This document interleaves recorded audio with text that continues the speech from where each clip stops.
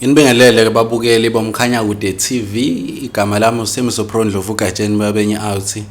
Ngisakhona nje with ijourney yami yasejele. Ngifisa nje unxoxela nje ezinye zezitori nje ebezenzeka ngaphakathi. Ezinye bengisuke ngizixoxela ibona abafethu ngaphakathi because uma ngabe senilapha ngaphakathi akufani nala khona umuntu khona esa attend enkantolo because mase ningaphakathi la khona so khona abantu ngempela sebekwazi ukuthi bakutshele bagonyuluke ngempela ukuthi kwenzakalani kuma cases zabo. Yila khona umuntu engasakwazi ukufihla khona uma uthi khona mhlamba ekufihlile sasenkantolo mase ningaphakathi sokungasekho konke lokho because umuntu usuke esexoxela ngempela uthi yazi ukuthi kwenza kanje. I remember nje this one time kukhona umfethu enganginaye lapha wayeboshelwe icala le rape. So lo mfethu wekade rape ingane yakhe ena 7 years intombazana. So uma besihlehleli ke nalomfethu because phela sasilese simbona ukuthi hayi lo mfethu ngathi akekho right yabo. Sengiyambuza ke ngelinye ilanga ngithola ithuba lokukhuluma naye ukuthi mina mfethu kwenzakalani ngempela ngabe ngempela wena why rape ingane yakho walala nayo hey avumi yabo. So sengiyambuza ukuthi manje kwakwenze njani uzulale nengane yakho ngophela uyasho ukuthi ingane yakhe ayizalayo. So ngiyambuza ukuthi kwenza kanjani uthi eish yabona umunye engawubona kuloya muntu eseyisola sekudamukile ienga ayenayo because uthi nje kwavele kwabamnyama amehlo kahle kahle wexabene noma wengane. So ngesikhathi exabene noma wengane futhi yavele lento yavele yamdina lendlela ukuthi nje wabona ukuthi ungcuni ienga ayikhiphele enganeni. So wagcina eyirape kanjalo ke ingane and kubhlungu uma usuhleli nabo ngaphakathi umuntu ngempela eseyisola ukuthi ngempela uyenzeleni lento because kusuke ngasekho ukuhlehlele emumva useyenzile uyenzile lento. So ngihlala nabo ke abafethu bangixoxela izitori zabo izitori abazenzile bavume futhi la khona mawukuthi istory senzile. I remember umuntu mfethu nje obephila ngakho unquma abantu. So uma bese beyixoxa ukuthi wangena kanjani ekuthenini azagcina seyinkabi yabo angitshela ukuthi no waqala esahlala eGoli babe broke nomngani wakhe ababehlala naye. So ngenxa ukuthi ke bakhulele endaweni yasemsinga ke ayisiyaphatha isibhamu engixoxela ukuthi isibhamu bona baqala ukuyiphatha besano 15 years. So uthi ke nje kade waqala uphatha isibhamu ke. So uthi ke bamuveke basuke emakhaya sebeye eGoli mebefika eGoli abafike bahlaleke sokuthi imisebenzi ayivuki then bazobagcina sebethola umunye ubaba oyekade ethe bazokwenza into kanje ukuze bezothola imali. Ayike uthi bangena kanjalo ke up until to icala ke elalimlethile lapha ya uthi nakhona babesaqhuba wona lo mshikashika kodwa bashaya bethatha imoto yomunye ubaba kanti lo baba lo izovela imoto endleleni iginqike babanjwe kanjalo. So izitori nje ezifana nalezo mose sejele uyayithola izitori zangempela zokuthi no umuntu useyakwazi avuma usacha ngayenza into kanje isimo esesenza ukuthi ngenza kanje ukuthi ngangibhene nokuthi yabo kangangokuba ke uzugcina sekwazi nokuthola izitori zabantu ngempela ke abangayenzanga into ukuthi no lo muntu azange ayenze ngempela into because kusuke ngasekho enkantolo lapha usuxoxa ngempela ukuthi kwenzakalani. So bakhona nje abafethu engike ngaxoxa nabo amacala abo and kubhlungu kakhulu bafethu ngoba emajele baningi kakhulu abantu othola ukuthi bayaboshwa ngempela amacala ababoshela bawenzile and ubunzima abasebebhekene nabo kubhlungu basejele uboshela icala ongalenzanga. Njengoba ngisho nje iqaleni ukuthi i-treatment iyafana once wagqoka orange treatment isuke isifana. So umnzima ke lobo ke osuke sekumele ubhekane nabo. Abanye bathola ukuthi bavuka ekseni uyabona ukuthi bacindezelwe isigwebo because abayenzile lento and only inkantolo engabakhipha kulento because ijela nawo amandla. So there's this one guy ke ebengisondelene naye kakhulu, naye weboshelwe icala lemeda. So ngase ngihlala naye ke ngimbuza ukuthi lenzeka kanjani icala lakhe, and it happened ukuthi ubehlala le emakhaya Eastern Cape. So uthe ngelinye ilanga wavuka ekseni ethi uyoyibhekela nje umsebenzi. Ayimehamba ekseni uthi ngasemgaqweni la ehamba ngakhona wengazi kodwa yena ukuthi kukhona umuntu oshonile ngakhona. Uthi nje wayihambela yena, wahamba wadlula, wahamba ufuna umsebenzi. So ushuthi le yekhona abuye engawutholela umsebenzi. Kanti kukhona umama ombonile edlula ekseni, ukuthi wadlula ekseni kakhulu. Kukhona umama wembonile edlula ngakhona ekseni. So lo mama eshuthi wa-assume ukuthi mase kutholakala umuntu ofile later oshonile sekasolakala ukuthi shuthi bekuyilo umuntu ambonile ngenxa ukuthi yena uyamazi. Uma ngabe sebuya ngapha le buya khona uzoyidlulela ngoba indlela ekhaya le, uthi mayefika lana uyafika sekugcwele abantu. Hawu uthi naye ke adlule phela bona sikwenzakaleni, hayi sebeyasho abantu ukuthi kunomuntu otholakele lana eseshonile. Bese kuvele kuqhamuke lo mama ke avela athi nje hayi nangu uyena lo. Hayi uthi naye aqala thuke ukuthi hayibo uyena futhi. Hayi vele ke icala limgojela kanjalo kuthiwe ke hayi ke uyena obulele lo muntu. Angene kanjalo ke ejele efike enkantolo nje ligcina limgweba nje kanjalo icala without ukufakazi obushoyo ukuthi uyena obulele umuntu. So benge ngihlale naye lo mfowethu kubuhlungu because indlela okwenzeka ngayo abekho abantu abamkholwa ukuthi ayenzanga ngempela lento, just because wadlula la kwakulele ngakhona umuntu. Even ifamily yakhe ikholwa nje ukuthi wayenza lento to such a point ukuthi bagcina bemlahlile. So nje uhleli laphana akayitholi support from ifamily,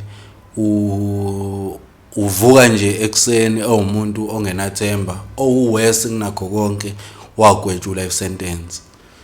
So abantu abafana nalabana uthi bengithi mangihlele ejele ngifisa ukuthi lo muntu ngingamsiza kanjani because usenkingeni lo muntu. Uyafisa ukuprove innocence yakhe but inkinga kunzima because udinga support from abanye abantu.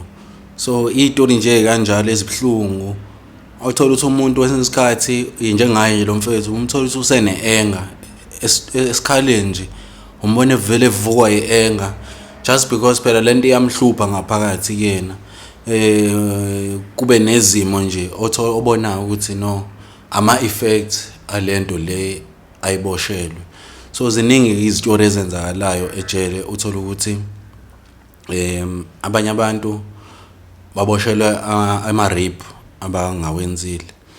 Maningi ke ama-rape ke bafethu abantu abashawa ngamabhomu ejele because I think enye yama cases leyo eSouth Africa athathwa serious ngenxa yo GBV na zonke lezi zinto ama movements akhona. So uma ngabe umuntu wesifazane methe nje udlwenguliwe then leyo nto vele ithathwe serious ngisho kuthiwa benginjalo. I've been with abantu ababoshelwe ama-rape abangawenzanga. Thothi umuntu mase exoxela usuyabona ukuthi la kwahlule ukuyidefender because babongeke ubufakazi ngempela ukuthi urepile umrepile umuntu and stuff. Because omunye uthola ukuthi balalile nomuntu but just because ufuna ukufeza inhloso zakhe umuntu agcine esembophisa. There was this one guy nje sasinaye bengihlala naye and yena waboshelwe i-rape and nje bawu2 kahle kahle but izitori zabo zithi azifani. Lo munye kwakungunkosikazi wakhe. So uma ngabe ezoboshwa i-rape yankosikazi sengiyambuza ke mina ngisengihleli naye phansi, mina mfethu wenza kanjani ukuthi unkosikazi azagcine ekufaka la because ngiyacabanga ukuthi unkosikazi umuntu oseduze efanele ngabe uyena umuntu obubonisana naye izinto eziningi so siyangixoxela istory ukuthi no actually wabamba unkosikazi emchithela so uma ngabe emchithela baba nokuxabana so bebehlale njalo bathi bazama ukulungisa into yabo shuthi abe nomona lo munye umfazi abechitha naye to such a point ukuthi eluke bezama ukubahlukanisa shuthi bathi mabeyiplan into yabo laba ngapha ngendlela achaza ngayo umfowethu ukuthi babone ukuthi no abamtrap uthe nje ngelinye ilanga wena wayethi unkosikazi use right okweza azomvakashela and then mefika uyafika unkosikazi ufike yena ulala naye utshethi onke into right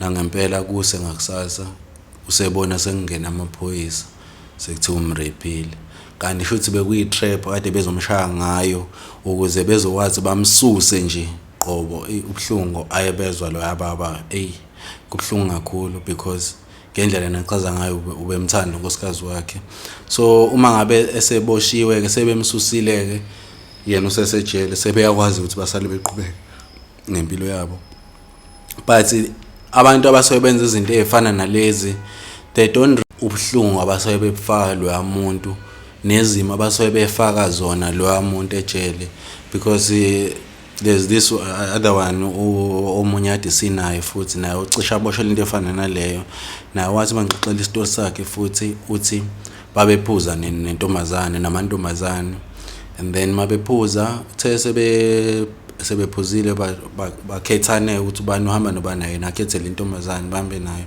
befike endlini ngobe mnandi mebevuka ekseni intombazane simfuna imali usana ayetshelisa yakanamali and then ihamba intombazane iphinde futhi isho intombazane seyibo ifuna imali yona ifuna nje 300 ucabanga umuntu adonse 15 years ngenxa ya 300 rand so umtshitsa athi I know ngeke ngize ngikwazi ukuneze imali so intombazane ivele yovula icala uyacabanga ke icala sekuyi rape ehambisana nekidnapping because uhambe naye waye ekhaya so izona zonke izitori ezibhlungu lezo othola ukuthi abantu abazi ubhlungu abasebemfaka khona umuntu masebenze njalo because ngesathi sefika lapha use umuntu yena obashela irape ofish nje manje kubhizi kunenkulumo zokuthi siyaqinisa isigwebo sabantu abagwetshela amacala afana nalawo naye uyabandakanyeka ubhlungu aface ngaphakathi